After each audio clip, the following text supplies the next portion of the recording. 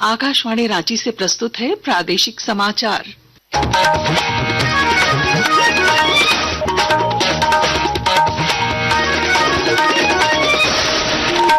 नमस्कार, प्रादेशिक समाचारों के साथ मैं पूनम किरकेट्टा। पहले मुख्य समाचार। वित्त वर्ष 2025-26 का नया बजट आज से हो रहा है लागू। सरकार की घोषणाओं के अनुरूप टैक्स, यूपीआई, न्यूनतम बैंक बैलेंस समेत लगभग 200 वस्तुओं की नई कीमतें होंगी लागू। राज्य सरकार आज से खनिजों पर बाजार दर पर वसूलेगी रॉयल्टी। कोयले से लगभग 8,000 करोड़ रुपए की अतिरिक्त आमदनी होने का अनुमान।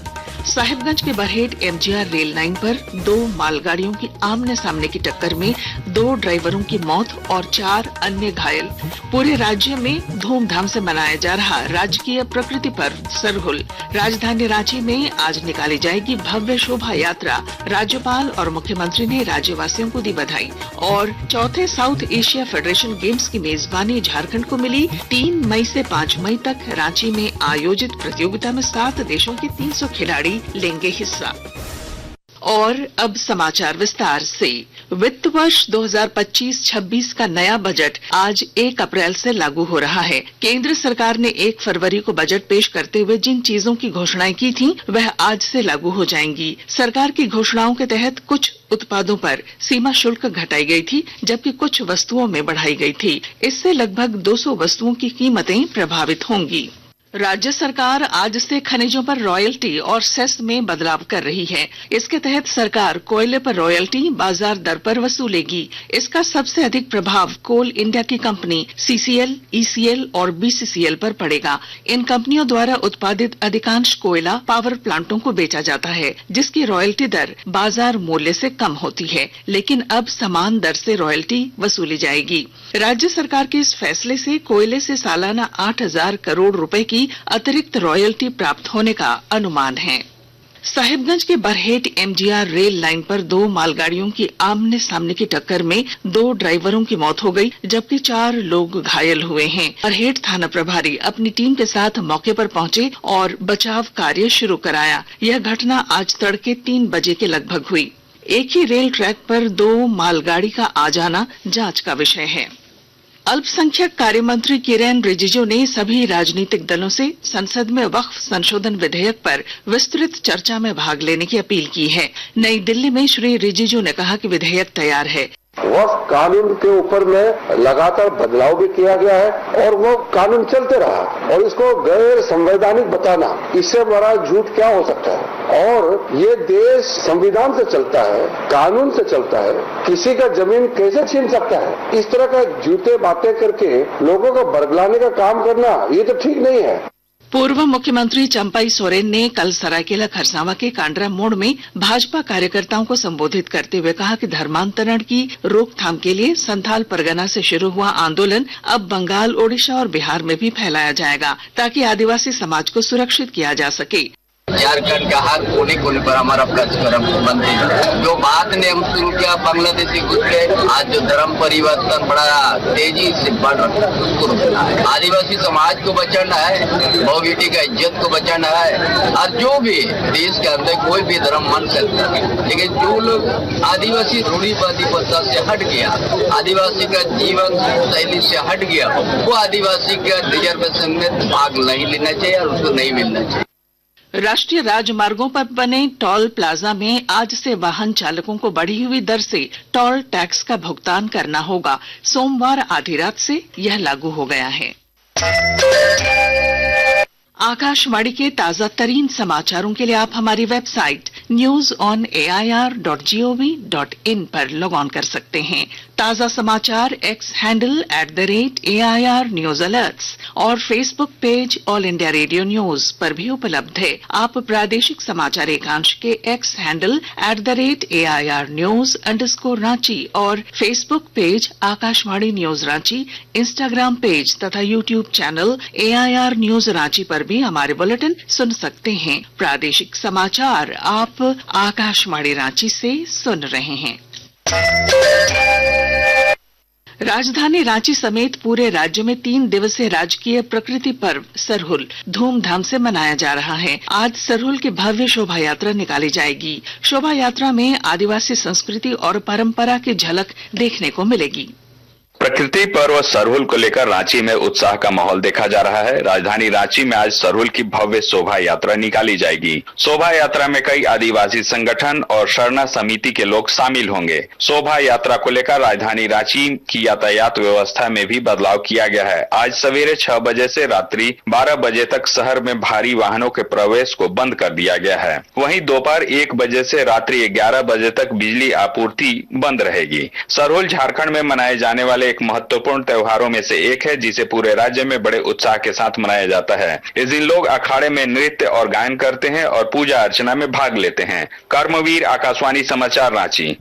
इधर राज्यपाल संतोष गंगवार और मुख्यमंत्री हेमंत सोरेन ने राज्यवासियों को सरहुल की बधाई दी है। उन्होंने राज्य की खुशहाली की कामना की।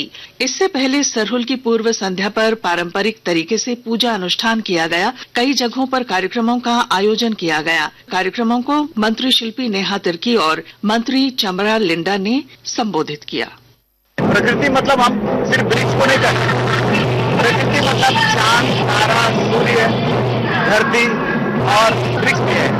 जैसे बहुत महत्व रखता है साल का वृक्ष, उसका एक विशेष महत्व है, क्योंकि महान उसको सभी घरों में डालेंगे, मतलब घर में बेहतर हो, अच्छाई आए।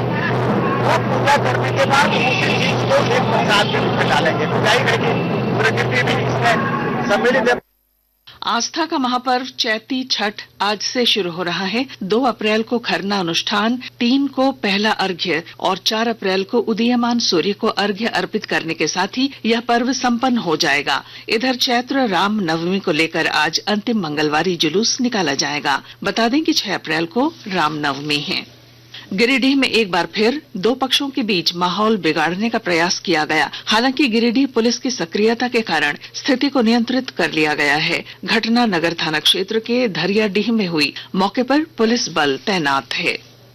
बिरसा मुंडा एयरपोर्ट प्रबंधन ने 1 से 7 अप्रैल तक के लिए विमानों के आगमन और प्रस्थान को लेकर समर शेड्यूल जारी किया है। राजधानी रांची से अब 28 की जगह 31 विमान संचालित हो रहे हैं। मौसम विभाग ने झारखंड समेत कई राज्यों में इस बार हीट वेव का प्रभाव अधिक रहने का अनुमान जताया है। भारतीय मौसम विभाग के प्रमुख मृत्युंजय महापात्र ने बताया कि अधिकांश क्षेत्रों में न्यूनतम तापमान भी सामान्य से अधिक रहने की संभावना है। कुछ खेल समाचार। चौथे साउथ एशिया फेडरेशन गेम्स की मेजबानी झारखंड को मिली है। यह 3 मई से 5 मई तक रांची के मोराबादी स्थित बिरसा मुंडा स्टेडियम में आयोजित होगा। प्रतियोगिता में 7 देशों के 300 से अधिक एथलीट भाग लेंगे। बिहार के राजगीर में अगस्त महीने में एशिया कप हॉकी का आयोजन होगा। प्रतियोगिता 29 अगस्त से 7 सितंबर तक राजगीर हॉकी स्टेडियम में आयोजित होगी। आईपीएल T20 क्रिकेट में मुंबई इंडियंस ने कल रात कोलकाता नाइट राइडर्स को 8 विकेट से हरा दिया। आज शाम 7:30 बजे लखनऊ सुपर जायंट्स का मुकाबला पंजाब किंग्स से होगा। अखबारों की सुर्खियां। रांची से प्रकाशित प्रमुख अखबारों ने इस साल सामान्य से अधिक लू चलने की खबर को प्रमुखता दी है। इसके अलावा प्रभात खबर ने स्कूली शिक्षा मंत्री रामदास सोरेन के हवाले से लिखा है, री एडमिशन फीस ली तो 2.5 लाख रुपए तक लगेगा जुर्माना। दैनिक भास्कर ने लिखा है, आज से टैक्स, यूपीआई, क्रेडिट कार्ड, बैंकों में मिनिमम बैलेंस समेत कई नियम बदलेंगे। हिंदुस्तान की खबर है, केंद्र पर बकाये की गणना करा रही झारखंड सरकार। दैनिक जागरण ने फर्जी दस्तावेज पर नौकरी करने वाले 22 लोगों पर प्राथमिकी दर्ज होने की खबर को पहले पन्ने पर जगह दी है। अंग्रेजी अखबार द टाइम्स ऑफ इंडिया ने निधि तिवारी को प्रधानमंत्री नरेंद्र मोदी के निजी सचिव बनाए जाने और हिंदुस्तान टाइम्स ने धनबाद में पीएफ क्लर्क की गिरफ्तारी की खबर को प्रमुखता से प्रकाशित किया है। और अब अंत में मुख्य समाचार। वित्त वर्ष 2025-26 का नया बजट आज से हो रहा है लागू। सरकार की घोषणाओं के अनुरूप टैक्स, यूपीआई, न्यूनतम बैंक बैलेंस समेत लगभग 200 वस्तुओं की नई कीमतें होंगी लागू। राज्य सरकार आज से खनिजों पर बाजार दर पर वसूलेगी रॉयल्टी। कोयले से लगभग 8,000 करोड़ रुपए के अतिरिक्त आमदनी होने का अनुमान। साहिबगंज के बरहेट एमजीआर रेल लाइन पर 2 मालगाड़ियों की आमने सामने की टक्कर में 2 ड्राइवरों की मौत और 4 अन्य घायल। पूरे राज्य में धूमधाम से मनाया जा रहा राजकीय प्रकृति पर्व सरहुल। राजधानी रांची में आज निकाली जाएगी भव्य शोभा यात्रा। राज्यपाल और मुख्यमंत्री ने राज्यवासियों को दी बधाई। और चौथे साउथ एशिया फेडरेशन गेम्स की मेजबानी झारखंड को मिली। 3 मई से 5 मई तक रांची में आयोजित प्रतियोगिता में 7 देशों के 300 खिलाड़ी लेंगे हिस्सा। और इसके साथ ही आकाशवाणी रांची से प्रादेशिक समाचार का ये बुलेटिन समाप्त हुआ। अगला प्रादेशिक मुख्य समाचार 10 बजे प्रसारित होगा। नमस्कार।